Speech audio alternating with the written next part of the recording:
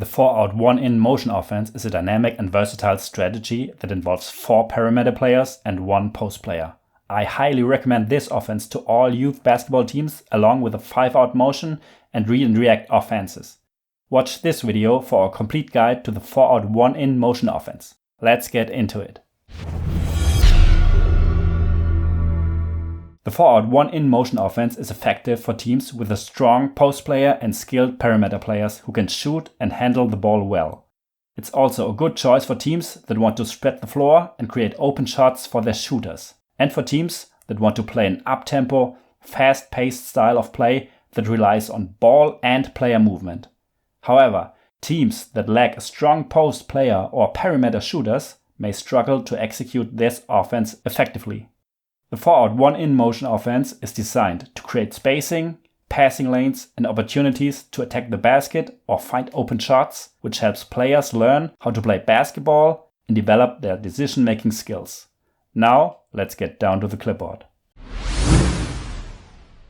The 4 perimeter players are usually guards and forwards who are skilled at handling the ball and shooting from long range. These players spread out around the perimeter to create space.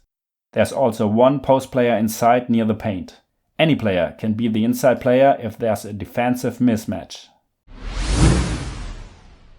The post player is a crucial part of the 4-out motion offense. If they don't follow the rules, it can be difficult to incorporate them into the game. There are several ways to use the post player, but the one I recommend most is having them stay on the weak side most of the time, but flashing to the low or high post when there's an opportunity to catch the ball. After 2 seconds, they quickly return to the weak side. This option can be challenging for the team to learn, but it has 2 major advantages. It leaves enough space for perimeter players to cut or drive to the basket, and it creates an additional opportunity for a dish when a player drives to the basket. The offense begins when one of the guards brings the ball up the court and sets up in the half court. When a pass is made to the player on the wing position, the passer makes a basket cut after the pass and comes out at the corner on the opposite side, unless a 1-2 was possible. Now we have 2 players at the wing position and an open spot at the top. It's the other top player's job to fill that open spot. Then we have another open spot, which is filled by the player at the weak side wing. Now we are back to our basic setup with 4 players around the perimeter. The same concept applies to a top-to-top pass. Again, the passer cuts to the opposite wing and the weak side wing replaces the cutter, switching positions. When filling an open spot, players must make 1 of 2 cuts. If the defender is within 1 step of the line to the basketball, a V cut is better for getting open on the perimeter. If the defender is 2 steps or further away from the line of the basketball, a straight cut is good. On a wing-to-top pass, the passer makes an I cut and comes back to the former position while all other players hold their positions. Give your players time to get comfortable with these basic movements. It's important that all players understand these principles well. Every action should be done with purpose and accuracy. Run your cuts all the way to the paint and call for the ball. Encourage your players to make decisions for themselves. If there's an opportunity for a drive to the basket, a great pass, or an open shot, take it. Since we have now a basic understanding, I'll show you the 3 main rules of the 4-out 1-in motion offense, which every player should be able to execute automatically. Pass and cut to the basket. Every time you make a pass, you need to move and bring energy to the game. We don't want any players standing still after they've passed the basketball. We want purposeful cuts. Show your target hands and call for the ball on every cut. Keep spacing. Perimeter players should always be about 18 feet apart from each other. If there's an open spot next to you, fill it to maintain good spacing. Keep an eye on your teammates and get back to your positions around the perimeter so your teammates have enough space to make their next move. Attack the basket whenever possible. Always be ready to shoot or drive to the basket when there's an opportunity to do so, to keep the defender on their toes. Every basketball player should learn this from a young age. We want to dribble penetrate whenever possible, as this is how most points are scored in youth basketball. With our post player usually on the weak side, we often have an open driving lane.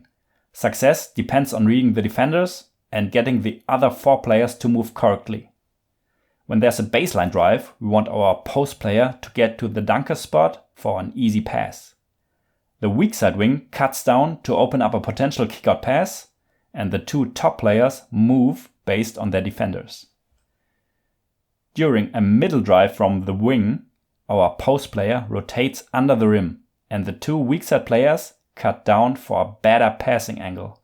Player 1 plays safety. The movements are similar when we have a middle drive from a top player. The 2 wing players cut down for a better passing angle, player 2 plays safety, and the post player stays low in a good position. If a top player drives baseline, the post player rotates to the dunker spot and the ball side wing cuts down for a pass. Player 2 plays safety and the weak side wing moves based on the defender. We want our players to get back to our 4-out setup whenever we have a kickout pass and no shot is possible. All players are required to adjust themselves and maintain great spacing. Drive with purpose in a straight line to the basket. There are more options beside the basket cut after a pass. Once your team is familiar with the principle of passing and cutting, you can move on to the next options, screens. One of the top players passes the basketball on the wing and decides to set a screen away from the ball on the other top player. Player 2 uses the screen with a front cut to the basket. The screener fills their own spot. Player 2 cuts all the way through the key and fills the wing position on the weak side. Player 4 fills the open spot next to them. Instead of player 2 curling to the basket, player 1 can straight cut to the basket. In this case, player 2 is the one to fill the open top position. Again, player 4 fills the open spot on the wing. This variant requires all players to read their teammates and react accordingly, making it more advanced. I recommend it for more experienced teams. The concept on a top-to-top pass is similar. The passer sets an away screen for the weak side wing. Again, there is the option for player 3 to curl to the basket and return to the starting point if no pass was possible. Player 1 pops back to the top. If the player receiving the screen decides to pop out to the top, the screener, player 1, cuts straight to the basket and returns afterwards to fill out the weak side wing if no pass was possible. Pay attention that the players set the screen at the right position at the right angle. A good timing is also required when using the screen. Watch the defenders to decide whether to front cut, back cut, or pop out to the perimeter. The third option after a pass from any position is an on-ball screen. A pick and roll can be very effective, especially when the shot clock is running down. Let's take a look at an example. Player 1 passes the basketball from the top to the wing and sets an on-ball screen.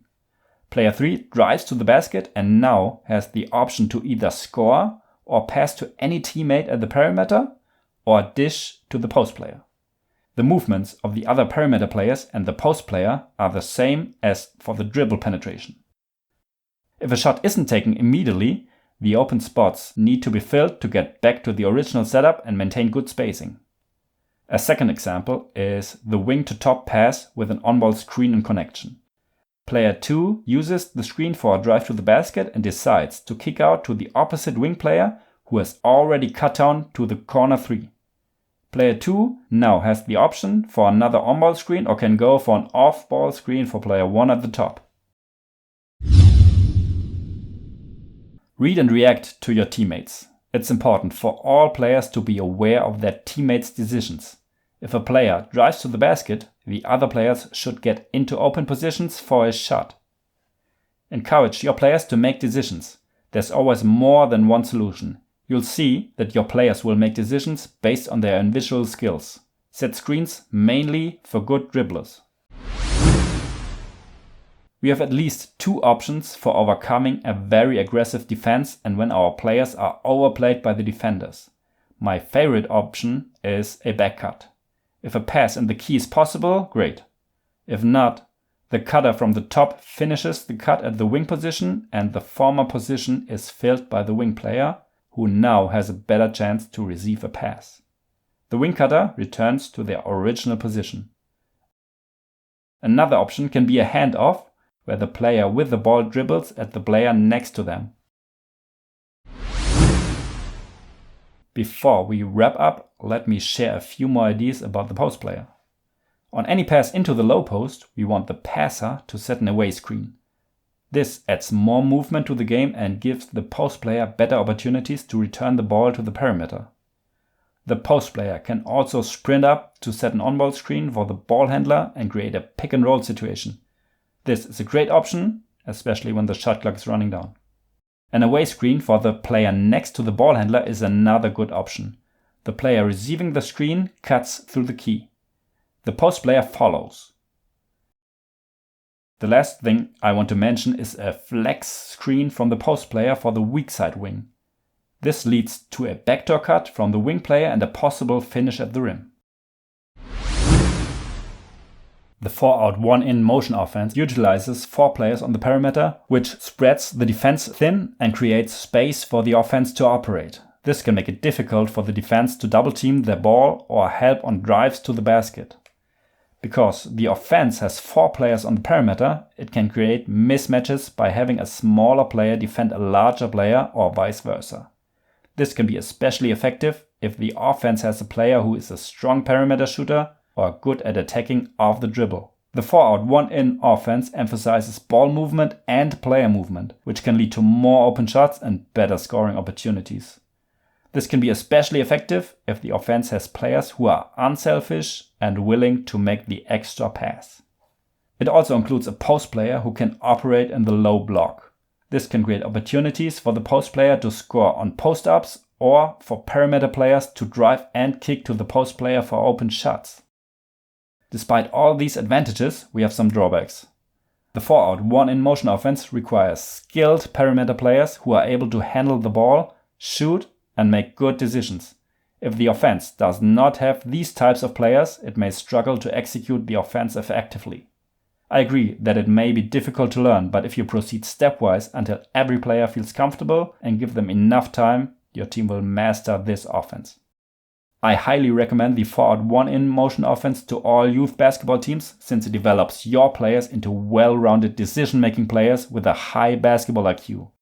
If you want to have drills to this, or want to know how to play against the zone defense, don't miss out my other videos. You find a link in the description box. See you next time.